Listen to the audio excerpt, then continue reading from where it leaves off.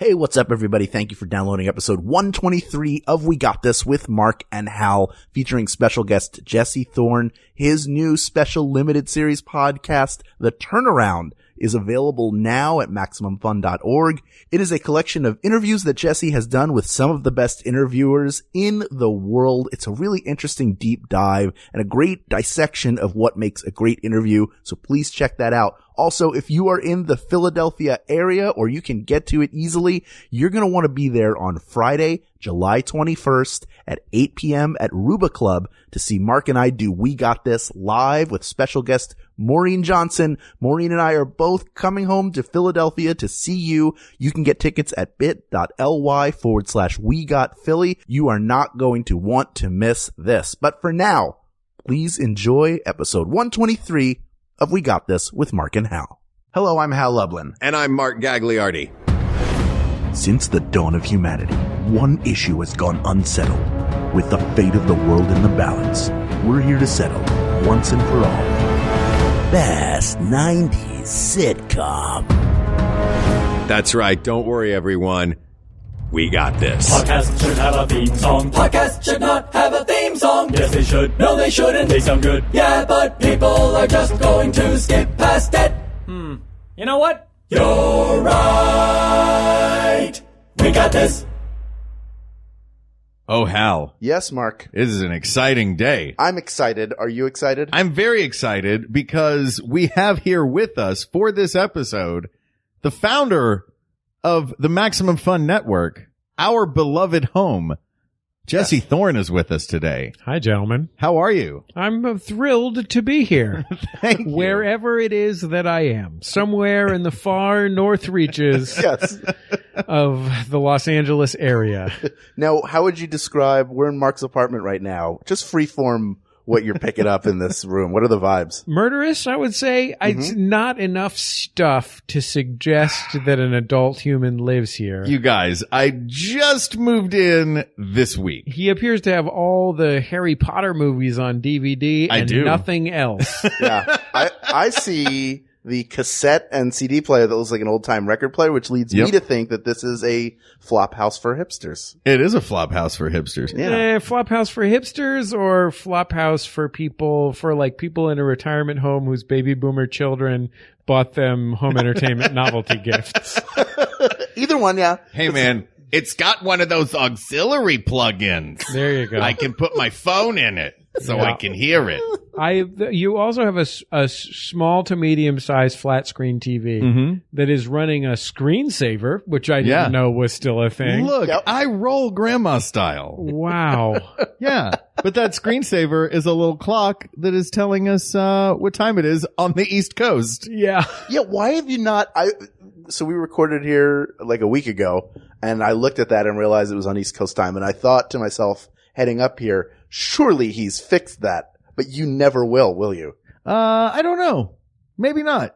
I kind of like I want to get the 3 clocks and have them for each of the different cities labeled, like New I'm York, an old-timey newsroom. Philadelphia and Boston. Yeah, 3 exactly. East Coast clocks. Perfect. All right. We're not here to talk about clocks. We're here to talk about 90s sitcoms. This was suggested by Long Ooglite on Reddit. Oh, Long Ooglite. Always with the wonderful contributions. Always. Just a seminal contributor to this show on topics. Can I tell you who I hate? Please. Short Ooglite. Oh, he's so curt. Everything he says is so curt. Yeah. He just feels like a hanger-on. Yeah, you want more of that high-quality entertainment. Stick with the Maximum Fun Network. All right. This is it. Let's get into these 1990s sitcoms. Yes. We have, our researcher Kate McManus has put together for us a list of 90s sitcoms. Some of which we had a little problem with looking because while they technically were part of the 90s, they are more, known more for a different decade, whether it's Will and Grace in the early 2000s or it's, Cheers in the 1980s. So we tried to look at the list, which I believe it was about 70 shows deep. Yes, a lot of shows. That's my fault because I told Kate, I was like, let's start with a really liberal definition, okay? Let's say a 90s show is something that either started in the 1990s or ended in the 1990s, but aired for at least 3 years of the 90s. So you get a lot of shows with a list like that. Like, Becker started in the 90s and so did Just Shoot Me. I think they were both in 97, but I don't think of either of them as 90s sitcoms. They just meet that odd criteria that I made up. That you arbitrarily decided on and basically ruined the beginning of this episode, Hal. That's what I do. What do you see what I do to the middle and the ending? Yeah, I had to disagree with you there, Hal. I can't think 90s without thinking Becker.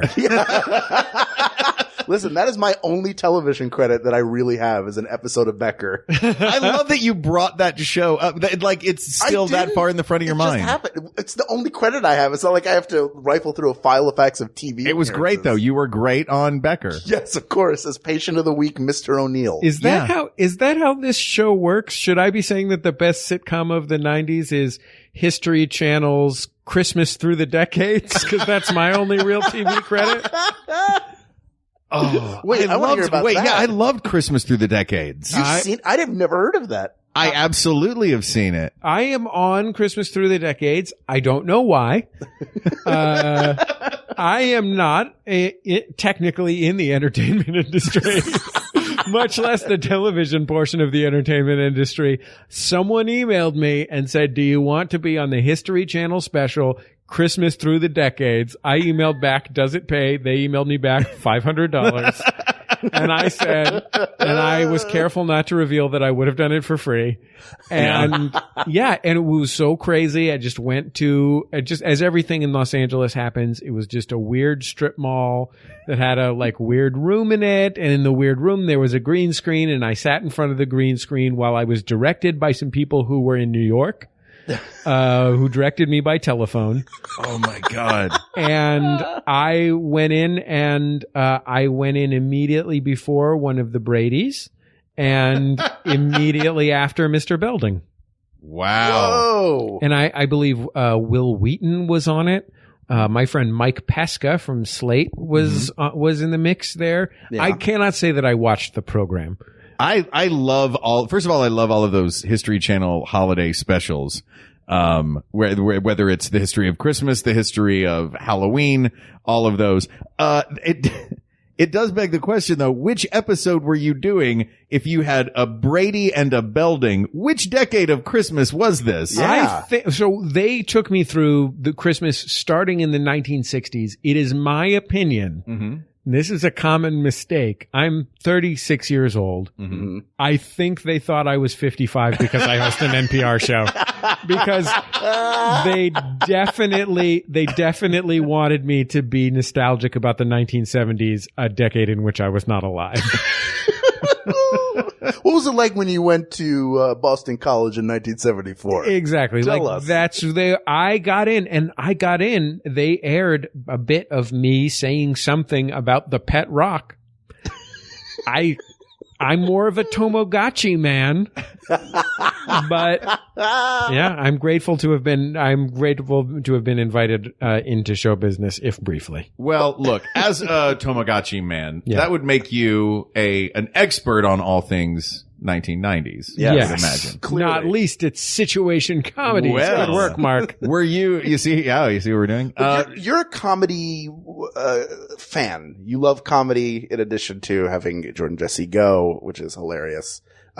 You are like a student of the game. Yeah, absolutely. I mean, I think I was actually who was I just talking to about this with? Maybe Matt Walsh. But I was a media comedy nerd before comedy nerd media existed. I've been doing my show along with Jordan, who does Jordan Jesse Go with me now, and our friend Gene, since I was 19. The year was 2000. And, some of the first guests that we had on were the cast members of the Upright Citizens Brigade. Yeah. So I am a lifelong comedy fan and have dedicated a huge portion of my professional life to making media that is, I dedicate a huge portion of it to making comedy, but also a huge portion of it to making media that is about comedy, that's about respecting and valuing comedy. And I think, these days, you're likely to hear Louis C.K. or Hassan Minhaj on Fresh Air. When I started doing it, there was no WTF. There was no, my friend Matt Belknap, who runs a Special Thing Records and co-hosts Jimmy Pardo's podcast, he had a comedy nerd message board called A Special Thing. Mm-hmm. And I met him literally when it was like a weird Tenacious D message board that was like a sub portion of a fan site about Mystery Science Theater 3000 that somehow is connected to a Norm Macdonald news website. Like that. There's a lot of crossover deep, in those. That's how deep this goes. Yeah, Wow. that's how deep this goes for me. So for a long time, and the 1990s were for me the formative years, right? Because I was born in 81, so that's from when I was 9 years old to 19 years old, and that's when it all happens. Yeah, absolutely. And I think everybody talks about now and maybe the last 10 years or so as being sort of a golden age of television that we're in, because there are so many outlets that are creating original programming, a lot of which is great. But I do think the 1990s, the stylistic fashion choices aside, was a really solid time for really good television. What's There's your a lot problem of great with comedy fashion in the 1990s? Howard? Yeah, I was thinking of it as a golden age of color blocking. Listen, More than a golden age of television. in 1991, when I took my class picture for 8th grade, I wore a pair of black Z Cavaricis with a white Z Cavarici shirt. I also had a pair of white Z Cavaricis with a black Z Cavarici shirt that my mother bought me so I would be fashionable. I had some dope cross-color shorts. Did you ever wear any of your clothes backwards? No, I can't claim to have ever worn any of my clothes backwards, but I definitely had some bold graphic print all over t-shirts. What about if you touched it with your hand? Did you have the hypercolor ever? Oh, was that a would have big- been a dream. That was the dream. You're talking about rich kids. Yeah. Oh, look, yeah, we were rolling in it in suburban East Tennessee. So, what do you think makes a good sitcom? It's obviously a combination of characters and writing, but is the overall premise super important, or do you think that sitcoms tend to sort of fall into a kind of a bucket together and only a few rise to the top? Sitcoms are a very simple thing, right? Sitcoms are a family which is rent asunder by conflict in some way, and then put back together in the course of your 25-minute story, right? Mm-hmm. Your opening credits establish what the family is. It establishes the rules of the game. I mean, and they do it with astonishing economy. Especially these days. But they establish these relationships, they establish the situation in the situation comedy. And the sitcom's job basically is to respect the love of this family while also introducing enough conflict to have a story, and then enough resolution to bring everything back to zero at the end. There are sitcoms with continuing narratives, especially these days. Things change on sitcoms, whether fast or slowly, but the essential quality of a sitcom is that it reminds us that the love of a family, whether it's a literal family or a metaphorical family, is the thing that never changes. So the circumstances change, the events happen, but we always return to right, but the family loves each other. And that's true of whether it's, as I said, like whether it's a literal family, a mother, a father, and some children, or whether it's a group of coworkers or whatever, ultimately they all love each other, and that's what the show is about. So to me, a great sitcom is funny in that context. So it gives us that feeling that we're craving for, which is that conflicts can be resolved, and love is what matters, and is also funny. And being funny is often about conflict and surprises and things being crazy and so on and so forth. So that's like the special thing that it does, like a farce gets crazier and crazier and crazier until the end, right? And that can be a beautiful and hilarious thing. But what's special about the sitcom is that it ultimately reinforces itself and us. Like it's also ultimately a comfort. Right. Like I have a friend she was born in South America, came to the United States as a refugee, and she didn't have a permanent home until she was an adult. So her parents were very poor, and she lived in motels and, every kind of place, right? And to this day, the thing she needs to go to sleep is one of the sitcoms that she watched as a kid and teenager. Oh, wow. So she'll watch 5 episodes of Frasier or whatever in order to fall asleep, because that metaphorical home represented for her, a person who didn't have a literal home, a home. And that's, in my mind, the power of a sitcom. And then the challenge is, and this is the exciting thing about the 1990s, is to make that funny. And there were shows in the 1990s that did that in a relatively traditional way, in the same way that it had been done for decades before. And there were some that did it in really exciting and innovative ways. Right. So with that in mind, let's dive in. So Mark and I were figuring out how we're going to settle this particular topic, because there are so many choices. It's such a wide field. So what we've settled on is we are each going to pick a top 3, and then together we'll collectively winnow that 9 down to 1. Okay. So since you are the guest, is this like a draft? We each get to pick. We can't pick the same. We're going to give you the first 3 picks. So you're going to be you're the Sixers, the Celtics, and the Lakers right now. Okay. Well, I feel very strongly that we need to address something at the top. Let's do it. Or else this whole thing is going to fall down upon us. Okay. The Simpsons. Does The Simpsons count? Yes. Because I think a very strong argument, I mean, not to tip my hand, but a strong argument could be made for The Simpsons as the greatest television show of all time. That is a very good point. I mean, let's look at what the criteria are. Right. It aired in prime time. Right. Mm-hmm. It was on for all of the 90s. It is about a nuclear family that we all love. A literal nuclear family. Yeah. It is essentially a ripoff of the seminal sitcom that bred all other sitcoms, The Honeymooners. Yes, that is true. So it manages to honor its roots while also breaking new ground. I can't imagine we don't count that as a sitcom. Wow. Okay. Well, then I'll go with I'll go with The Simpsons. Okay.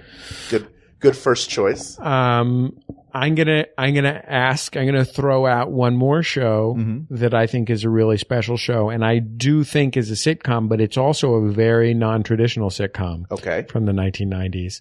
That's the Larry Sanders Show.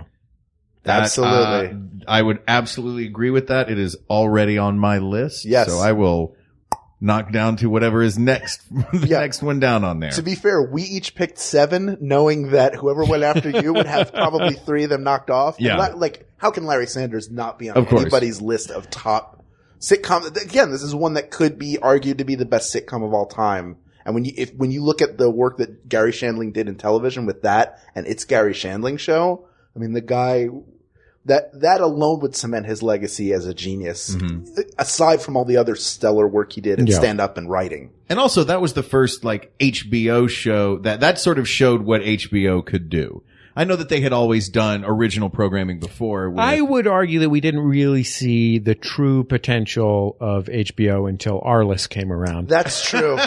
That is true. Look, Arliss was don't knock Arliss just because it had $2 signs, Kesha style, as its name. It had insufficient, I would say Larry Sanders, insufficient Dan Marino cameos. Okay, so But it really is. Arliss really is a time capsule of sports, though. Yeah. Okay. Let's not waste our time on the show talking about Arliss. One glancing, joking reference to Arliss is plenty. It's gotten what it deserved. And then I'm going to leave some meat on the bone for you guys. There's some classics that I'm passing over just because I want to pick, the show that I think in the 90s, was maybe the most personally important to me, News Radio. Sure. I feel like that's a show that gets overlooked. And part of the reason why maybe is when they made the switch from Hartman to Lovitz, because Hartman passed away. Right. All of a sudden it felt like they were forced into a situation where they kind of had to bring somebody else in. Not that Lovitz was terrible. Right. But it's am I correct in that's a delineation between like Darren 1 and Darren 2 on Bewitched? Well, in the Being a guy that was around for Bewitched. Yeah, you were in college when that aired. we're about to. I don't know how deep we want to get into these before we start winnowing down, but I will say that as a guy who watched news radio from episode 1 through the end on television, figuring out when it aired each week, which was no mean feat. Yes, with news radio. I will say that I love the John Lovitz episodes every bit as much as the Phil Hartman episodes, and I don't mean to speak ill of Phil Hartman, a genuine comic genius, but I don't think that he was the be all and end all of that show any more than any of the other brilliant cast members were, and I thought John Lovitz was brilliant on it. And plus, there was a really great 3-episode arc with Patrick Warburton in that last season that maybe are the best episodes that the show ever had. So I will say that while the main thing somebody says if news radio comes up in conversation is, yeah, too bad Phil Hartman died and then they had to do those episodes with John Lovitz. I feel like the Lovitz episodes are every bit as good, despite the fact that Hartman, of course, was brilliant on the show and was a great genius. Okay, that's fair. Great. That is a well-made point. And that also goes to what you were saying earlier about you. It's about a family that you find that you love. It's not just one person in that family, and that family does frequently change. And you can't say that it doesn't affect the show somehow because you have lost a that's sort of overblowing it, that you've lost a family member, but of this television show family. So yeah, and that it manages to hold up even after that. So, that is a solid threesome. The Simpsons, the Larry Sanders Show, and news radio. Mark? All right, I'll go. Again, I've got some of these already on there, but, I feel like I was talking to Hal about this earlier, and I want to approach this from, I know we said the best 90s sitcom, but I would like to throw out a couple that are, I believe, to be the most 90s sitcom. And those would, of course, be Seinfeld, Frasier, and there's obvious huge ones, but I'm going to put, and also because this one was my era, I'm 38, Home Improvement. So those are the three I'm going to go with as the most 90s to me is Seinfeld. I know it started in the 80s, but that is such barely in the 80s, 1989, yeah. Right? So a few months when no one was watching it at the very beginning of season 1. But yeah, I feel like the 90s sort of happened, and that mentality, everything from the clothes they wear to their cultural impact with yada yada yada and the soup Nazi, and so much of just pop culture in the 90s came from that television show. I would dispute that it is the show of the 90s. Okay.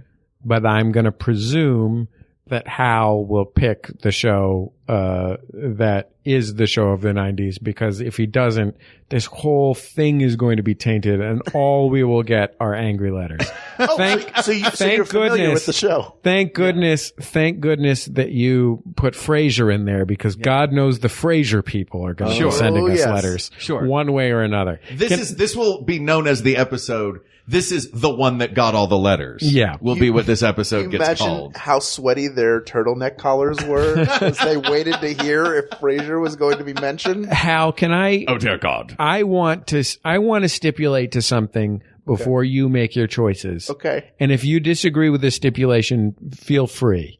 Great. To do so vocally. But I'm looking at the list here, and I see Everybody Loves Raymond on the list. Yes. I want to take a moment. I feel like Everybody Loves Raymond is a sometimes maligned program. It's a sometimes laughed about or dismissed program that I think is one of the best, is probably the best family sitcom of my lifetime. And I would say The Simpsons is a very non-traditional family sitcom. I think it is a brilliant and hilarious show. But I don't see it as a 90s sitcom. I would agree with that. I think it is. What was year? Why wouldn't you see it as a 90s sitcom? What years? It spent it's 96 through 2005. Okay. Half of its run was in the 1990s. It certainly started in the 1990s, but I see it as being a generation apart from the shows that we're talking about right now. I would agree with that. But it is one of those shows, again, it's maligned. And I didn't watch it religiously, but every episode I've seen, I've yet to see a bad episode. Yeah, there was a period where my wife, not long ago, maybe 5 years ago, where my wife was watching, and I think it was when our first child was born, and she just needed something enjoyable to watch. And I watched a lot of them. And what I learned in watching a lot of them was it is a funny, good show. Mm-hmm. It is a smart show. It's real. So it's a really excellent show. Every single person on it is really funny. I think outside of the nuclear family on that show, it also has an incredible periphery. Not even that they're peripheral because they're in every episode. But if you think of the nucleus of the family as mom, dad, and kids, the parents, Doris Roberts and Peter Boyle and Brad Garrett as the brother are three of the funniest and this goes back to that family thing. Like all of these characters are, they could do that Jack Benny thing where they don't even have to say a word, but you know them so well and you know what every look means. They're so well drawn. I assume that you were about to say, the real amazing thing about Everybody Loves Raymond from my perspective, which is this is a show that became the most successful comedy on television, a show that was riding the top of the ratings. Everyone was building money pits for their house, to fill with gold doubloons. And they were like, what should we do with our extraordinary success? And the answer came back from all of the executive producers, network executives, so on and so forth, was like, let's get Andy Kindler and Chris Elliott involved in this. Nothing sets a television show on fire like Chris Elliott, even though Get a Life was a great show. Can we bring in the most divisive voices in American comedy, the people most likely to alienate 95% of the viewing public? Can we get them involved? Those are two of my favorite people in the entire world. I want to be clear that I'm on their side. Yes. But it is amazing to me that they're like, we have this sitcom that is the single most beloved family sitcom for normal Americans in the world. Can we get Chris Elliott in here? Let's get Chris Elliott to kind of creep around the edges. Like, can we have Andy Kindler do a little anti-humor? Yeah. Anyway, so are you cool with leaving Everybody Loves Raymond aside for that reason? Yes, 100%. Mark, do you have one more? I also had Home Improvement. Oh, that's right. List. Home Improvement was your third. Because that, love Tim Allen or loathe Tim Allen. I know for some reason he became very divisive, and I think that's for reasons other than his sitcoms. But he still has one that apparently has been on television for a long time, that is currently on the air.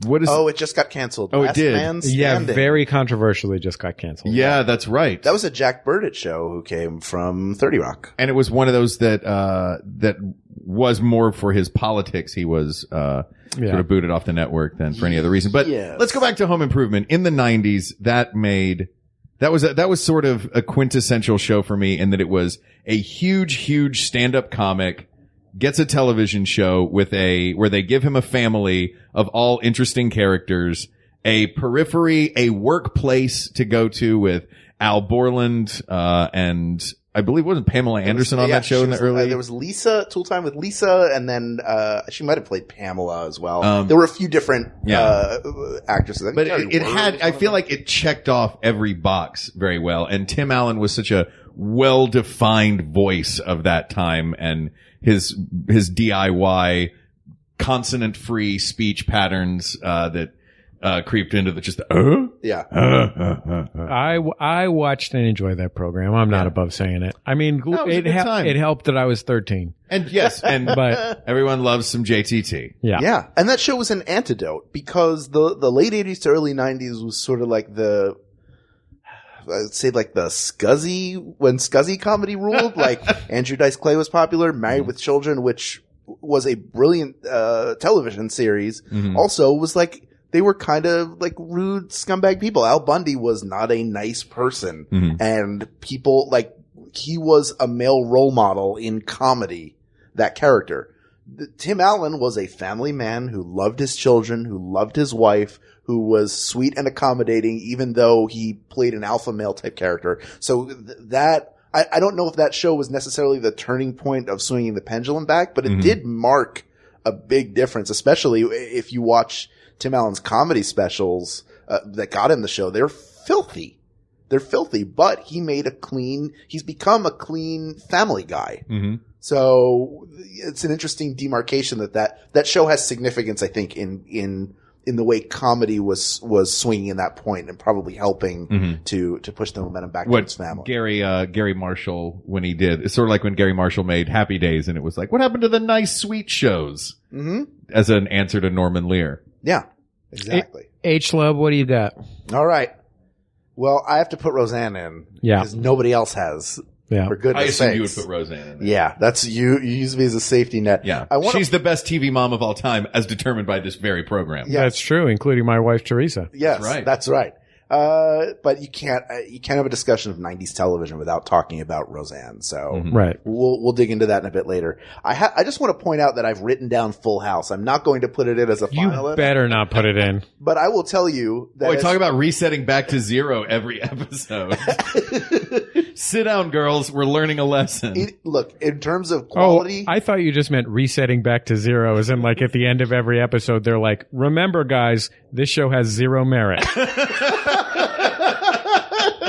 But it's sweet. There was something about it. It was an escape. It was an escape from anything. Like they're just a sweet family who does not seem to have any real problems outside of the fact that Bob Saget's wife was dead in the pilot episode. Like she had just passed away from, I think, like something serious that was sad. But for real though, that show is garbage. But it's garbage in the way that a giant ice cream sandwich or ice cream sundae is garbage. It's terrible for you, but you enjoy it while you're eating it. And I don't. You might. I am so mad that they're getting paid to make more of that show. Yeah, if the original was an ice cream sundae of garbage, this is the like lone gummy bear with melted ice cream goo on it that's left at the bottom. It's like, hairs. oh, you can have this gummy bear. That's the new version. I also hate Saved by the Bell. I think that's just a that's on my garbage list, pile. too. I loved Saved by the Bell. But that's the thing. These are like indulgent shows from when we were kids. And I was the right age. When they were graduating on television, I was a sophomore in high school. So it was like just the right, is that what it's going to be like? And then Saved by the Bell, the college years, which is just wheels off stupid. I like in watching it, I wasn't like, It's not like the sharp social satire of Saved by the Bell when they were in high school. Hey, I'm so excited. I'm so scared. Everyone remembers that episode. Don't do the pills. Listen, you've worked with Mr. Belding. You of all people should appreciate this television show. Speaking as a guy who passed Mr. Belding as he left a weird office park in North Hollywood, you're right. I acknowledge its brilliance. He's good on the show. I mean, as with every terrible thing, lots of people did a great job. Yeah. Yes. All right. Here's the second one. Again, this is Larry Sanders. You took. I'm going to say Murphy Brown. I think is a quintessential, not only workplace comedy, but had an empowered, strong female lead. I mean, I remember you and I spoke about this last week. We were talking about Caroline in the City very briefly, where part of the description on IMDb is she's so desperate to meet a man, she's throwing fruit out her window in the pilot episode. Like it's great that Leah Thompson is super talented, but also that tells you, even in the 90s, that women are like, she's got to get her a man. That's her big problem, is she's single. Like Murphy Brown is a career woman who, for whom those things are either not a strong consideration or not until second season 5 anyway. consideration. Can I ask you guys a serious question about Murphy Brown? Yes. Is it weird to find Candice Bergen very attractive? No. Not at all. Okay, cool. Because somebody I said something about being into Candice Bergen, and I got a raft of baloney from somebody for it. What? Okay, good. She's like hot fierce. Right? Yeah. Okay, good. Yeah. I'm glad to know that. Yes. And her strength makes her even more It's attractive. a great comfort. Yeah. All right. And for my third, are we going to count Friends? Thank you. You have to pick Come Friends. on. Yeah. That is one of my favorite shows of all time. My sister would murder us. And oddly, the first season or two, which created a mania in popular culture, are far from the strongest seasons. I mean, really, I think seasons 3 through 7 are the best seasons of that show. What was their pilot offer. year? 1995, fall of 95. It was freshman year of college, and a friend of mine who had gone off to college, he and all of his friends would gather in the dorm common room just to watch Friends. That was sort of like the beginning of the end of appointment television. Was that show? I'm gonna hold off on my thoughts on Friends because I don't want to bring this whole thing to a screeching halt. But can I go real quick through some of these and just tip my hat to a few different shows? I wish you would. Third Rock from the Sun. Don't enjoy the show that much. Wait, what kind of hat are you tipping? Do like the fact that they made like a weird 1965 show, but in 1996. Third Rock from the Sun was on my list. It didn't make it to the top. But I think that cast. It's a great cast. I mean, Jane really Curtin, John cast. Lithgow, Joseph Gordon-Levitt, Ron, from Second City. Ron West. Dr. Ron West. Everybody on the show was really excellent. So I'll tip my cap to them. Yes. I like how ballsy it was. I guess Ally McBeal is important in television history. I was not into that. Will and Grace, the classic tale of two hilarious best friends and their boring main characters.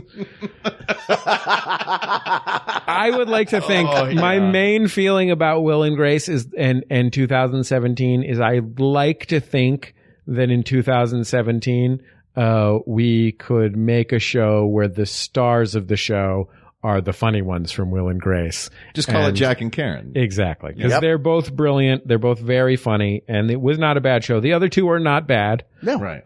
It's just, just a pair of Bud Abbotts. Yeah. King of Queens, better than people give it credit for, but probably doesn't belong in the conversation, right? Yeah, too late in the 90s, I think. Dream On, I like that it had nudity. It was on my list. Naked sitcom. Love that about it, but also Wendy Malick was in that show. Denny Dillon was great. Courtney Cox was on that show. Yes, and Brian Benben was great. Denny but like, Dillon for real, I was like 11 years old, so the fact that there was a television show, a TV comedy with boobs in it, give me a break. Cheers, not a 1990s sitcom. I think we can all agree, right? Maybe one of the greatest television shows of all time. Yes. Holds up, by the way. I watched a ton of Cheers in the last 5 years, and it is a joy to watch now. Best pilot of a sitcom ever. Brilliant show. Married with Children, really interesting, bold show with a lot of great performances, a lot of good stuff, some less good stuff, but not in the league of the other things that we're talking about here. I feel like Martin is a hugely important show that we're kind of leaving out. It is also not a uniformly excellent show. Right. It's a show led by a literally mentally ill genius who, alienated his co-star over the course of the making of the film to the point where like she was borderline physically afraid of him from what I've read. Of the show or of one of his movies? Of the show. Of the show. I read an oral history of Martin not that long ago.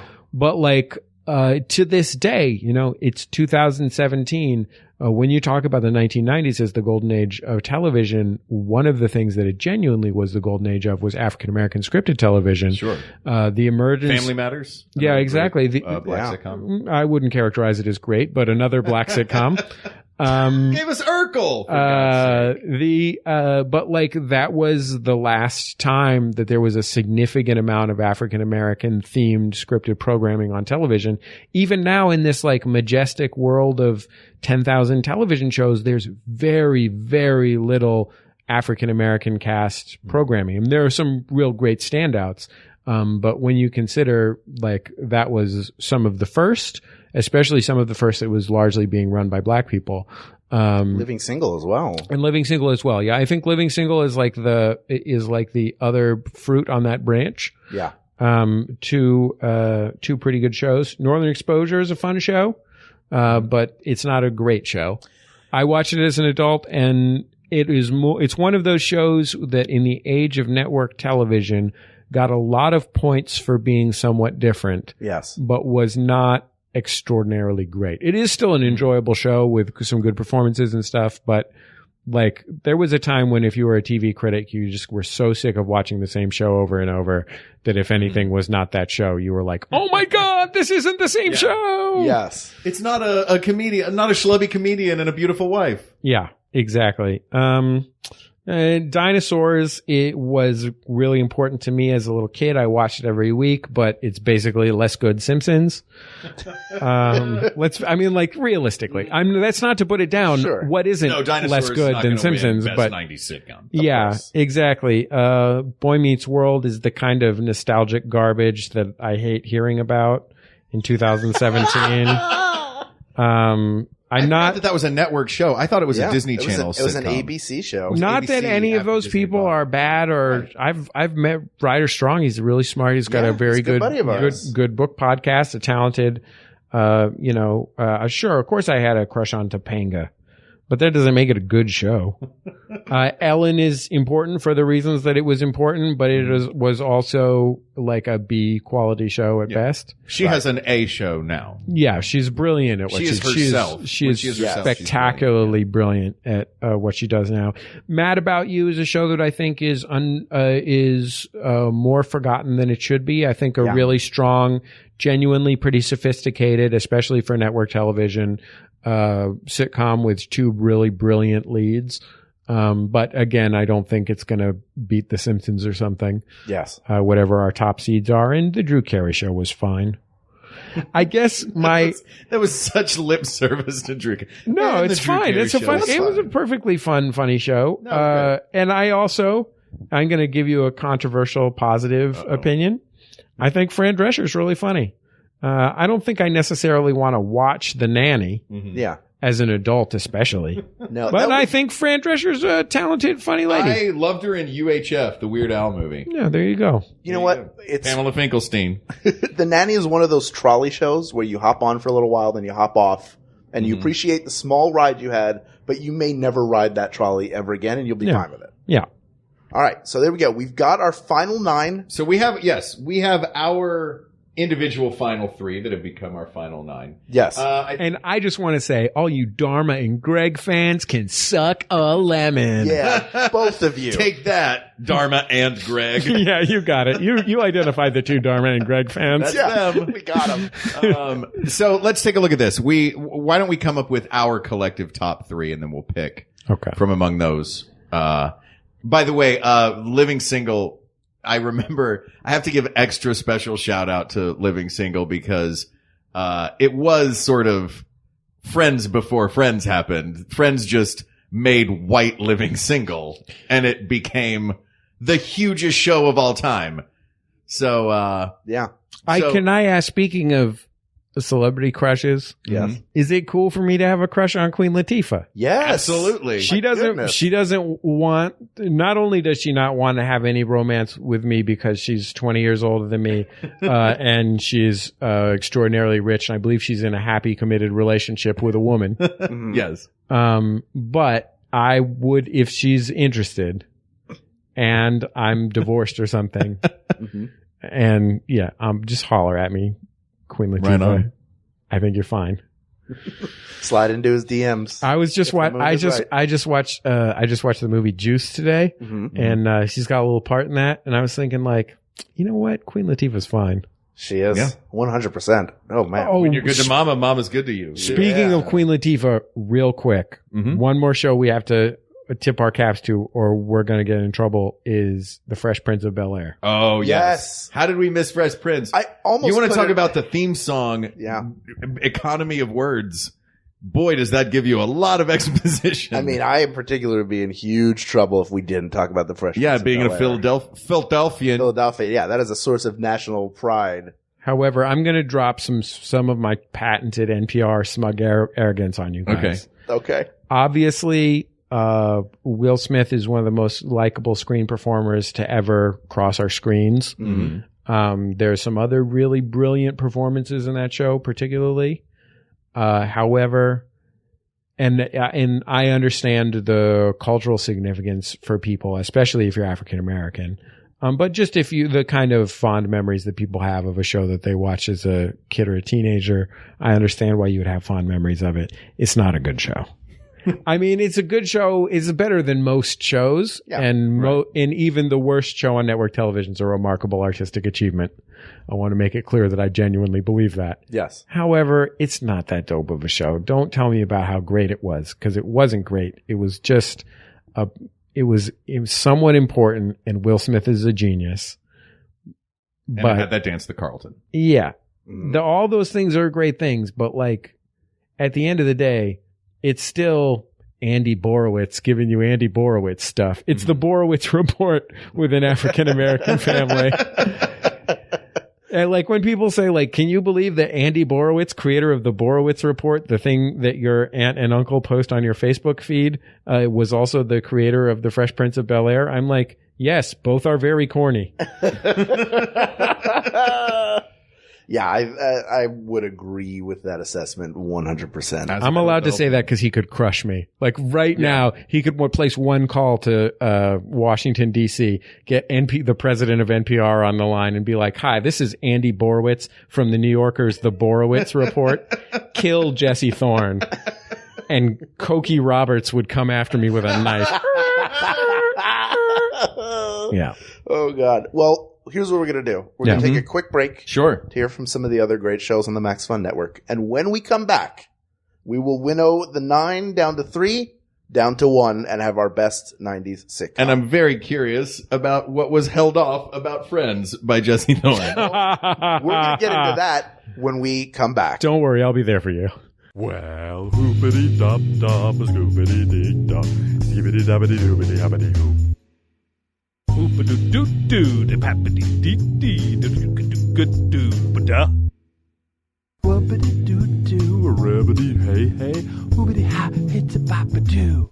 Baby, doo-ba-doo-doo-doo, ba-dee-da-da-da, da-doo-doo-doo-doo-da. Stop podcasting yourself. We don't even know anymore. Find it on MaximumFun.org or wherever you download your podcasts.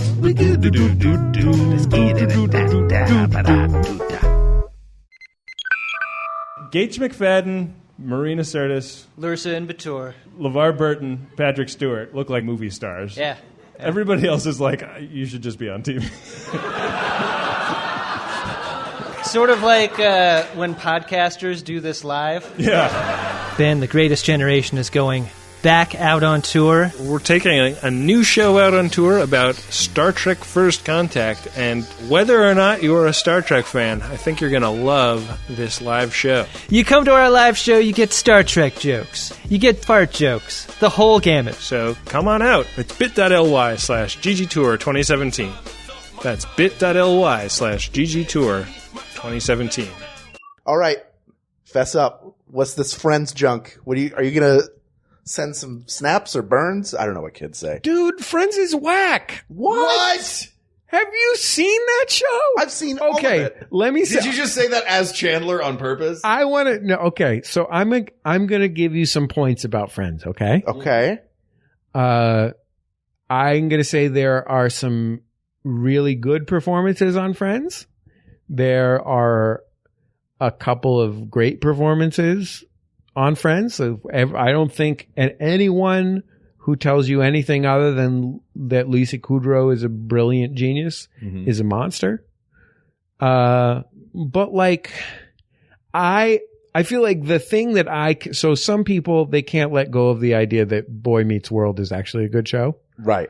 What I can't let go of is the culture war between Friends fans and Seinfeld fans.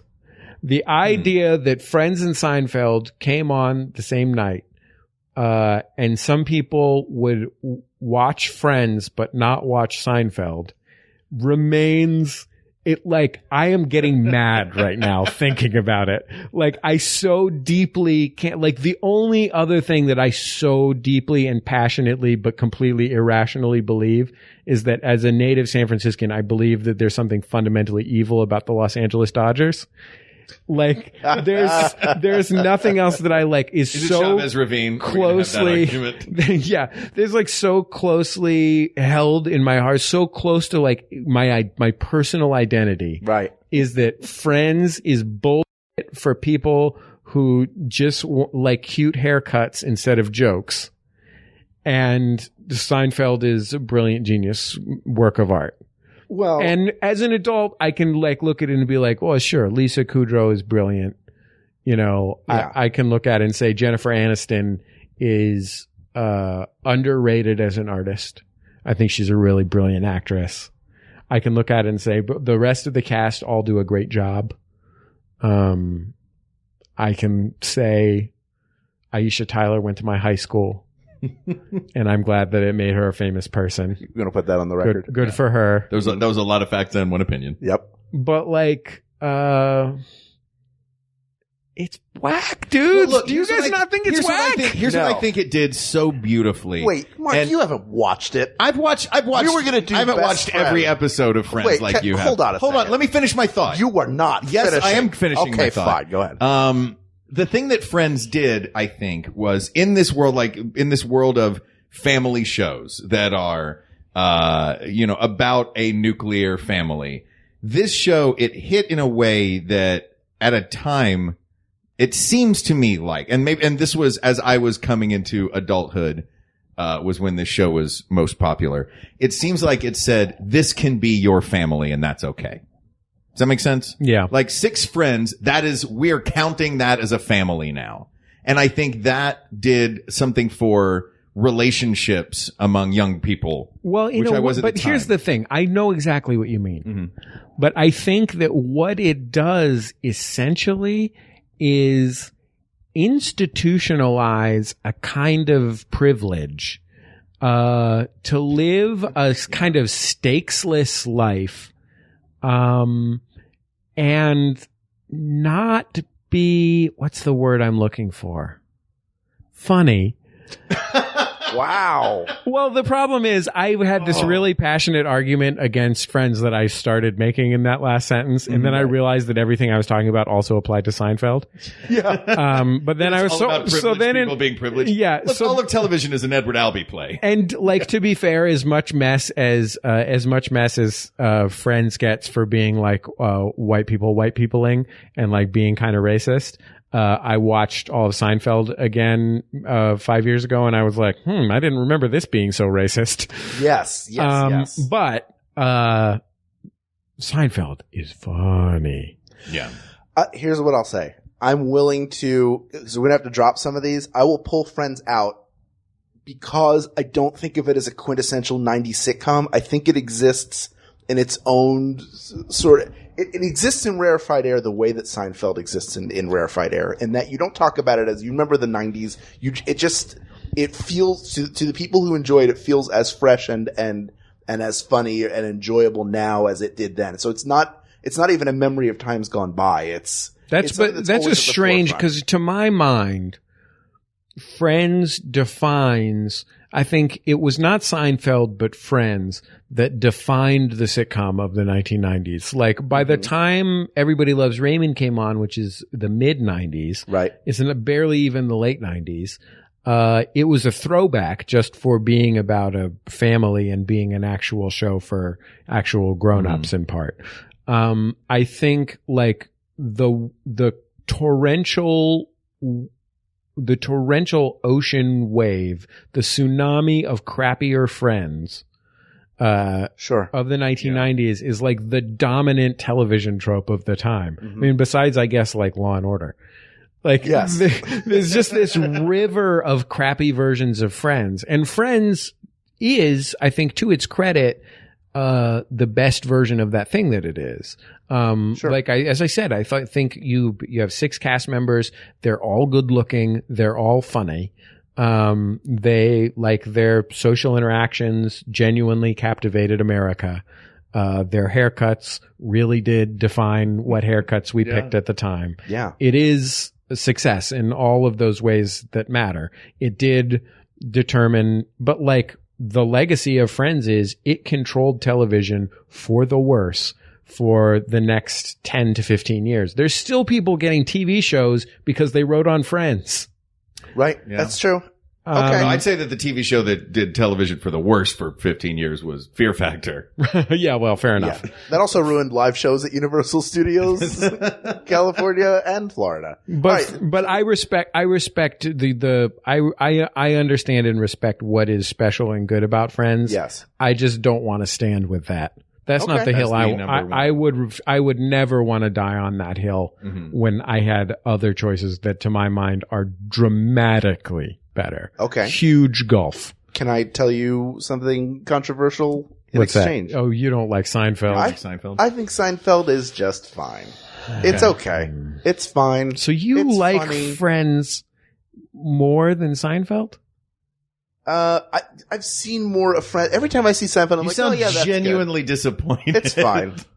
It's not. Because as I said, like, I understand that this is not a rational thing. I understand it's not a decent thing. I understand, frankly, that Friends is a more humane show than Seinfeld, and maybe I should like it for moral reasons. Yeah. However, Seinfeld ended with their inhumanity sending them to prison. but at the end of the day, I think you need to pick teams. And if you pick the Friends team, what is wrong with you? Here's why. I will tell you why. Because with Friends, there's an investment in Friends. If you enjoy the show, you're invested in the characters, and to their credit, over the course of 10 years, they actually grow and change. They don't reset to one every single episode. Seinfeld, they are exactly the same people at the end that they were at the beginning. There's no lessons. That's the rule. Very well written. Seinfeld will be the first, second, and third person to tell you he is no actor, and it is apparent he's able to deliver jokes well. Obviously, he's one of the best of all time at that, but he is buoyed by the best supporting cast in terms of star to supporting cast ratio, probably the best of all time in that they carried him to 10 seasons of that show. Well, I am not as Jerry Seinfeld's acting hater. I mean, I understand. I wouldn't cast Jerry Seinfeld in my production of On the Waterfront. Yes. Right. But I think he does a perfectly good job. I would say that while I just said there was plenty of good people plus Lisa Kudrow on Friends. Yes. I would say that, like, it is impossible to diminish how spectacularly good the supporting cast of Seinfeld are. And frankly, when you say supporting cast, it's an ensemble. They each have, arguably you could say Kramer has a little bit less of a role than the other three. He's a little bit more of a supporting player. Yeah. But all four of those are leads, and three of those four leads are as good as anyone has ever been on a television show. And you mentioned before that the characters never changed over 10 years. I saw a great interview with Michael Richards where he talked about Kramer. And here is one way in which a character on that show did change. Kramer became super racist. We've eliminated people for less. That's true. Sorry, go ahead. But no, he said about halfway through the run of the show, he had spent the first few seasons of Seinfeld working under the assumption that Kramer was a step behind the rest of the world. And about halfway through the run of the show, he decided, no, Kramer is a step ahead of the rest of the world. And you can see that shift when Kramer starts, when you're like, okay, this guy's onto something. Oh my God, I can't believe I just said Kramer is onto something. Right. I'm losing my mind. That's beautiful. Yeah. However, Yes. I will say that we've included The Simpsons in this conversation. Mm-hmm. We've included Larry Sanders in this conversation. I have so much deep gratitude to Seinfeld for being the last truly great show that everyone watched. Mm-hmm. It's impossible to overstate how astonishing it is that tens of millions of people watched Seinfeld, which was, in my opinion, a brilliant show. Yep. And that has never happened since. Raymond is the closest, and even Raymond had, 2/3 of the audience and was 2/3 as good. So that's an incredible, astonishing achievement, but I am not prepared to defend Seinfeld over The Simpsons and Larry Sanders. And I would say particularly because I would say in rewatching it, I was surprised at how well it held up comedically. I really enjoyed it, but the racism bummed me out. So the thing that I objected to, and it's partly structural in the show, is that everyone outside of these characters is essentially a caricature. Everyone else besides the main characters is a cartoon character representing kind of the cartoonish craziness of their context, which is New York, right? Yeah. But all of the people of color are essentially defined by their ethnicity. They're defined by kind of broad brush, Yeah. You're very, very bad man, Jerry Seinfeld, like whatever, broad brush depictions of their ethnicity. And in watching it again, it's very hard to watch. And I don't know if you guys have ever seen this show, one-man show called Jails, Hospitals, and Hip Hop, Danny Hawk? No. So Danny Hawk is a brilliant, brilliant actor, white guy, who founded the New York Hip Hop Theater Festival, which is a huge festival. And he's a brilliant, brilliant performer. One of the only one-man show people I've ever been able to tolerate at all. I think he's on like a medical procedural right now. He's been on a variety of kind of New York-based. I remember when he was doing his one-man shows. I think he did some time in Chicago while I was there. Yeah, I mean, he is a genuinely brilliant theater performer. One of those ones where you see it live and you're just left with your breath taken away. And you can watch on YouTube in his show Jails, Hospitals, and Hip Hop, he tells this story about being cast on Seinfeld. And he gets cast as the pool boy in the pool boy episode. I think it's I feel like it's George is peeing in the shower. I think that's that episode. Yep. Been a long time. Yeah. And he gets cast as a pool boy, and he says throughout his first couple days on set, he keeps getting encouraged to do it more broad and ethnic. Like they want him to do a big Latino accent. And there's a point where he literally says, well, how would you feel if I did it with a big Israeli accent? And they're like, okay, well, you're fired. And he got cut from the show because he said, well, just because his name is Raul doesn't mean that he has to be, Speedy Gonzalez. And he got fired from the show. And he tells in a very empathetic way that it's not about people being, like most racism, it's not about people being monsters. It's just about people not thinking beyond their own experience and thinking about how this would resonate for somebody else. And so like, that's the reason that to me, in hindsight, I would say 8 out of 10 for Seinfeld or 9 out of 10 for Seinfeld rather than 10 out of 10 for Seinfeld. Right. And I say that as somebody for whom it was like immensely important when I was a kid. So let me make a proposal here because we're pretty far along in the episode at this point. Yeah, I'll do it. $1 million. Great. Drop trow. Thank you. That's enough for this episode. Robert Redford, thank you for coming on our show. I want to make that cheddar. Do we all agree The Simpsons should be in the top 3? Yes. Do we all agree that Larry Sanders should be in the top 3? Yes. Yeah. Is there any? I feel like we just had our bronze medalists. Our 2 contenders for bronze would be Friends and Seinfeld, and both have been given their due and eliminated. And I feel like we may just be down to gold and silver now. Yeah, that's what I think. I'm on board. I'll say my piece for News Radio. Yes. So that I can get some credit since I've upset so many people already. Get them back. Win them back. This is going to do it. News Radio was an immensely important show to me because it was the one show on television at the time. I didn't have cable. It was the one show on television at the time that like represented a really smart, off-kilter, unusual perspective in an office sitcom that otherwise was relatively traditional context, right? And as brilliant as The Simpsons is, it did it in the context of a cartoon, and so that's why they were allowed to do those things. Right. And the fact that News Radio felt like it was my show when I was a kid, and so I will always love it for that reason. Shout out to everybody in alt.tv.newsradio. It is not surprising though that a fellow who went on to work for National Public Radio was a fan of the television show News Radio. Not a lot of radio-centric storylines on News That's Radio, true. I'll be clear. But boy, when they I would had him say, in the booth just reading, yeah.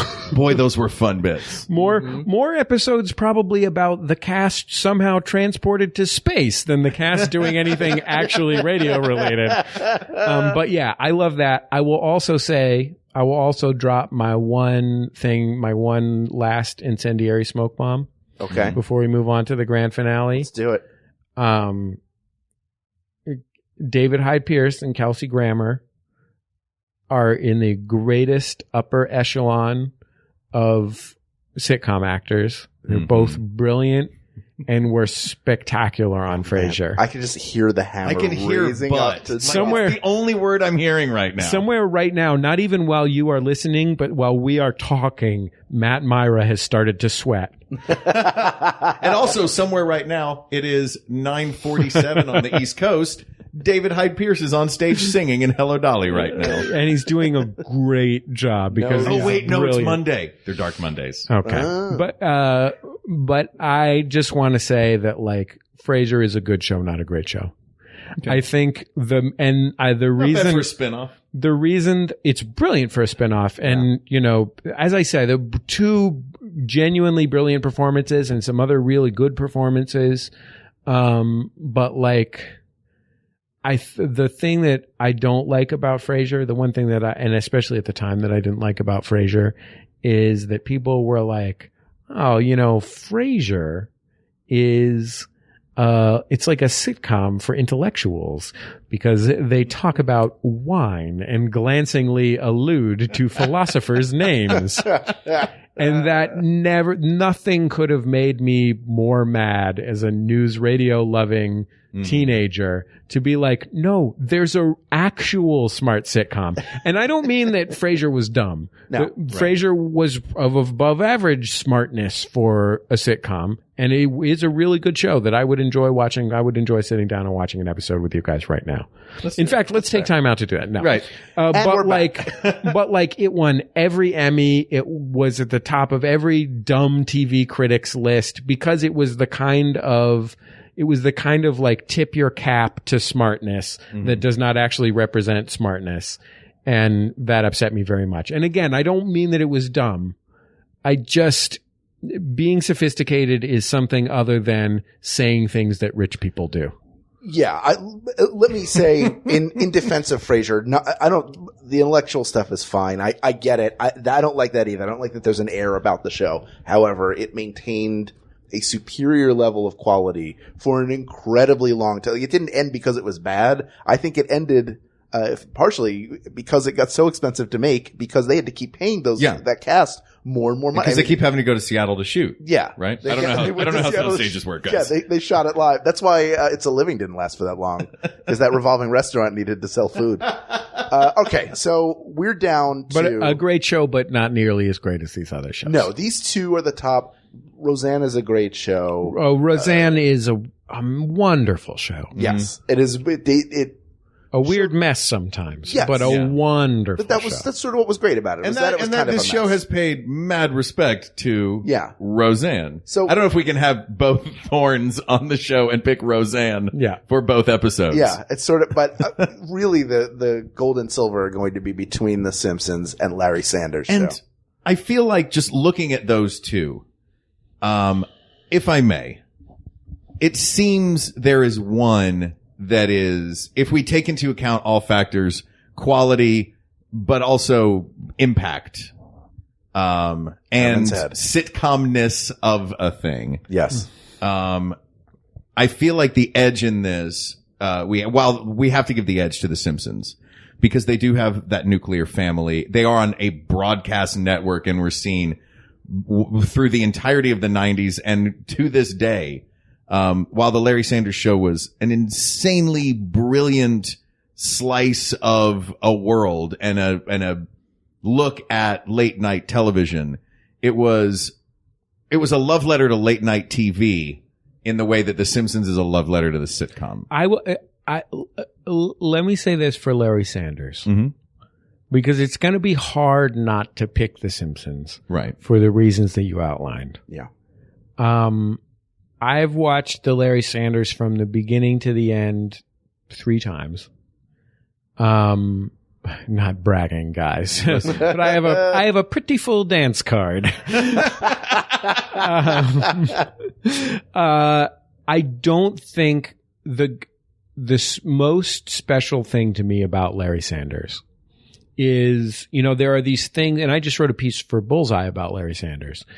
I think there are things that people talk about with Larry Sanders that are inessential to what makes it actually special. While they're really interesting, great things, they're inessential to what it makes it actually special. So there are these meta elements, celebrities coming on as themselves and satirizing themselves, in addition to the sort of multi-layered structure of the whole thing. That's a show about a show, and they show the actual show, and they shot the actual show as an actual show, on video, and then used clips of an actual studio production and that kind of thing. Yeah. All those things are really interesting and cool, and they work great on the show.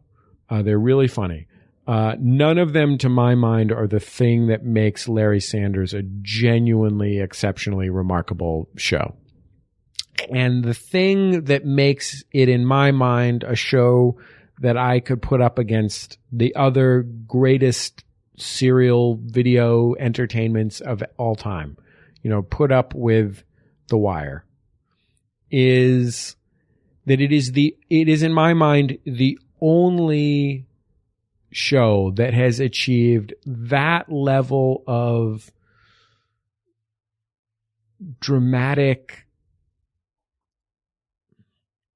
success, that it has had that level of, I don't want to say verisimilitude because it is not a purely realistic show, but it has achieved that level of success as a grounded, emotionally driven drama. Right. And also been as brilliantly funny as it is. Every joke on Larry Sanders, every storyline on Larry Sanders by fiat of its star is driven by genuine, deep human emotion. And while there have been a few dramatic shows that I think have been as compelling as dramatic shows, and those shows have in some cases been funny, there's funny stuff that happens on The Wire. Mad Men is very funny and is a brilliantly compelling dramatic show for me. I don't think that any comedy has ever had those consistent emotional stakes and delivered on them so consistently from beginning to end. Yeah. I think Freaks and Geeks, a show that in many ways grew out of Larry Sanders, is also similar, but it's, that's you're extending the graph line out a lot if you're going to count Freaks and Geeks, the whatever 10 episodes or whatever it is that there are. Yeah. And that's also an hour-long show. I think that there's never been a more emotionally compelling half-hour comedy program than the Larry Sanders Show, and it's also so funny. Well, you're also, and I think that that's not only the writing on the show and Gary Shandling, but you've got, Jeffrey Tambor and Rip Torn are legendary actors. Jeffrey Tambor teaches in Los Angeles. He's along with being brilliant on Transparent. He's that is his thing, is his deep well of emotion for shows. And I think a long time ago, I had an acting teacher tell me, and I loved it, said yes, there's always got to be a who, what, where, when, why, but it's always about the who. That's everything. It's regardless of what it is, it's always about the who.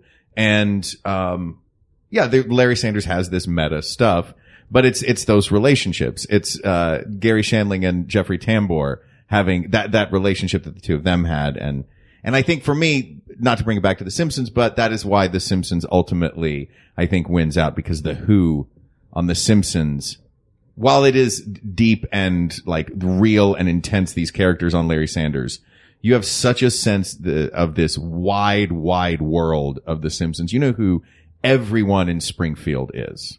But I think that is one of the gifts of animation. That's so true. I think the greatest gift, if you talk about comic art in general, or just illustration, Right. the most basic building block of animation, its greatest gift is to abstract something in order to make it feel more specific, right? That you can create you can see in that bar mitzvah caricature of a 13-year-old boy everything that is essential about him in those 8 lines, right? So that is the gift that is given by the fact that it is an animated show. If Chief Wiggum if those 6 lines, metaphorically speaking, that represent Chief Wiggum were in a live action show, you would not accept them in the same way. So it is a different playing field to some extent. Right. But that being said, what The Simpsons does really well, that is very difficult to capture in animation and wasn't really being done, at least on television at that point, is nuance. And a lot of that comes through in the writing of it and the way that they craft each frame. So you get a full range of emotion in a way that's very difficult for animation, especially at that time, to capture. So, and honestly, I was sort of wavering back towards Larry Sanders' show as you were mentioning it, but I feel like at this point, it's kind of hard not to pick The Simpsons. Mm-hmm. Do we all agree on that? You're asking me. I love The Simpsons. I've been rewatching The Simpsons I have 3 children, 5 and under, and so there's a lot of days that end in 20 minutes of time that just have to deliver something happy. Right. And, when sometimes you're worried that Kimmy Schmidt is going to do one of those episodes that's about the dangers of PC culture. Right. And, you're not emotionally prepared for It's Always Sunny in Philadelphia, then you just watch The Simpsons, right? Right. If you said to me, what's your favorite television show of all time, I'd probably tell you Larry Sanders. And I mean, the emotion in The Simpsons is very different. Mm-hmm. Yes. The emotion is a very middle of the road. It is not challenging emotion, although it is genuine.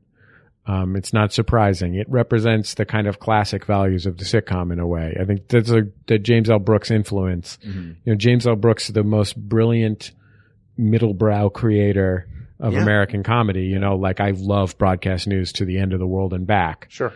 But his influence is to say hey, remember, it's a family that loves each other. Hey, remember, it's a family that loves each other. Hey, remember, let's make this about how the family loves each other. Which you began this episode with that being the definition. Yeah. And boy, howdy, is The Simpsons funny. Yeah. Yes. The Simpsons is so funny. It is so funny. Let me have news flash to listeners of this podcast. Oh man, The Simpsons is funny. I watch an episode of The Simpsons. I just think man, that is funny. Yeah. This is a really funny show. Have you guys heard of this show, The Simpsons? One final question though, that just to throw another wrench into the thing.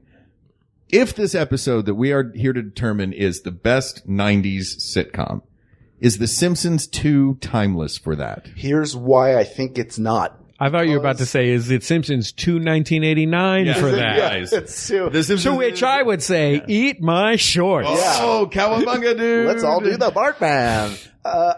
Here's why I say no. I think that if you look at a show that's been on the air for 28 years now, I would argue that the period of the greatest quality of that show was the 1990s. That's almost any main real memorable moment you have from The Simpsons, whether it's Monorail, Streetcar Named Marge, the emergence of Sideshow Bob, all of that came to in the 90s. Doesn't mean it's not a good show now, but how can I tell you what the high watermark is? Please.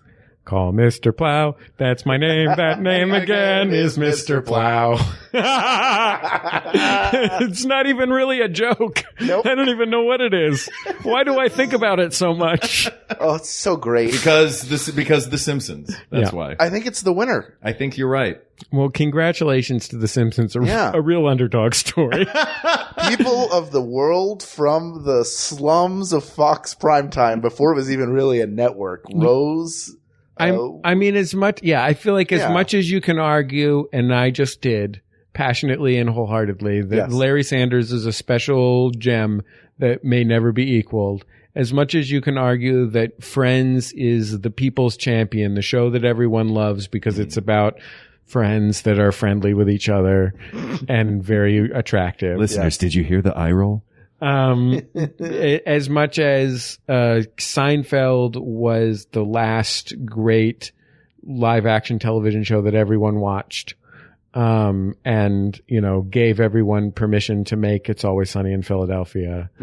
As much as all of those things are true, it would be hard to say that The Simpsons isn't the greatest television show of all time.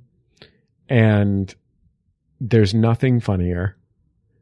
There's nothing that more deeply embodies the values of the sitcom. And there's nothing that has changed the face of all of our lives, all of entertainment that came during that 10-year period. And that 10-year period was the time when it did it. Yep. So there you go. Yeah. A little bit racist. Not that racist. Yes. Not racist enough to be bumped. Yeah, exactly. That's it. Not even enough to dock it. Yeah. Sorry, Hari Kondabolu. You're still my buddy, but I can't even knock off half a point for Apu, even though Apu is a little broad. Yes. Well, there you go. A lot broad. Asked and answered. Simpsons' greatest sitcom of the 90s. Thank you, Long Google It, for your suggestion. And thank you, Jesse, for coming on the show. So you've got Bullseye, you've got Jordan Jesse Go, and now the Turnaround is available. Tell everybody about the Turnaround. Oh, this is a new show that I created because I felt like not enough people were speaking out against Short Google It. Thank you for your work. Your bravery does not go unnoticed. As probably a lot of people who listen to the show know, I host an interview show that's distributed by NPR called Bullseye, and I interview many brilliant comedy people that you would love if you're listening to this show. However, I have just launched this new show called The Turnaround, which is only running this summer, a Maximum Fun show. It's going to be twice a week, and it's conversations with the world's greatest interviewers. So I've been doing this show, as I alluded to, I've been doing Bullseye since I was 19 years old, and I never went to journalism school. I never even had a job as a journalist or a job doing anything other than this or actual jobs. I had a lot of actual jobs, but I had no job where I was like a producer on Fresh Air or something like that. Right. And so this was like my journalism school. So it's everyone from Terry Gross of Fresh Air to maybe the greatest interviewer of all time. Exactly. Ira Glass, who's the first episode, the kind of classic public radio people you might expect, to folks like Larry King and Katie Couric, Werner Herzog, Jerry Springer. Wow. I learned on the show, the Jerry Springer episode is really great. He's a really fascinating guy. Jerry Springer does not know what a given episode of his show is going to be about when he walks out on stage. Wow. He walks out on stage, brings the guests on and says, so tell me your story. And then the rest of the show is him reacting to that story. Wow. That's awesome. Anyway, it's full of stuff like that. I also talked a lot with Katie Couric about different words for fart. Ooh. Perfect. It's something for everybody. Yeah, exactly. Well, there you go. Thank you again for coming on the show and joining us. Well, thank you guys, and thank you guys for being part of MaximumFun.org. What a joy. Oh, what a treat you excited. I was very excited the first time we met. We went to Langer's Deli, and I was very nervous. Who wouldn't be excited to meet that legendary pastrami sandwich? Right? Delicious pastrami. And we talked about comedy for like an hour, and it was great. Thank you guys very much, and I apologize to everybody who really, really, really, really loves Frasier and Friends. They're both very good shows. I don't. And I hope I didn't make your feelings get hurt. You know what? No, once we have determined an answer on this show, it is done. It's sealed. That's it. Yeah, we'll get pushback. Don't worry. You won't have to worry about it. We'll absorb all of it. And by we, I mean Hal. Yep. That's right. I'm the one who's on social media. But I'm on there because I want to hear more suggestions from you. So suggest a way. You can email us at wegotThisPodcast@gmail.com or join our Facebook group, facebook.com/groups/WeGotThisPodcast. Hal, can I suggest something that we do on my comedy show, Jordan Jesse Go? Please. If you have thoughts or suggestions about this week's episode, if you disagree with our final selection of The Simpsons, that is awesome. We would love to hear them. Go on Twitter and tweet them at I am Papa John. So go ahead at I am Papa John. No spaces, no underscores. Let him know. IAMPAPAJOH. Please direct all questions and corrections to Yes. at I am Papa John. Please let him know. Or you can reach out to us on Twitter at We Got This Tweets, or check out the Maximum Fun subreddit. A flame war could be happening right now. Thank you to producer Ken Plume, researcher Kate McManus, who actually did research on a list of 70 shows that we rifled through, graphic designer Ari Kelman, and QA engineer Jen Alba. Big up Plumey. Plumey! That dude was doing that comedy nerd stuff in 1999. That's right. He was all over it. Thank you as always to our musicians, Jonathan Dinerstein and Mike Furman, for our score and theme song respectively. And of course, thanks to you, our listeners, who give us an opportunity every week to talk about the important things. Thank you for listening to the show. Thanks for reaching out to us on social media. You guys are the reason we do this. Thank you. We love you all. For Hal Lublin, I'm Mark Gagliardi. For Mark Gagliardi, I'm Hal Lublin. And don't worry, everybody. We got this. We got this. MaximumFun.org. Comedy and culture. Artist owned. Listener supported.